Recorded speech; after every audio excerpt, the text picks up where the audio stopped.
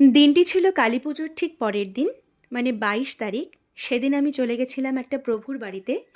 আমি, মা, বাবা আমরা সবাই গেছিলাম। আর প্রভুর বাড়িটি ছিল কালিকা মোড়া, মানে বুনিয়াদপুর থেকে রায়গঞ্জের লাইনে, জোরদিঘির পরে। সেই প্রভুর বাড়িতে আমরা চলে গেছিলাম। সেখানে ছিল গোবর্ধন পুজো, গিরি গোবর্ধন পুজো। তো আমরা সবাই কিন্তু প্রভুর বাড়িতে চলে এসেছি। আর এসেই দেখছি মায়াপুরের এক প্রভু গীতার ক্লাস করাচ্ছে।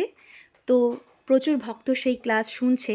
আর এই দিকে দেখো, এই যে তোমরা এখন যার ছবি তোমরা দেখতে পাচ্ছ, যেই ছবিটা তোমরা আমার ভিডিওতে দেখতে পাচ্ছ, ইনি হচ্ছে গিরি গোবর্ধন। তো তোমরা যারা আমার ভিডিও দেখছো তারা অবশ্যই বলবে জয় গিরি গোবর্ধন।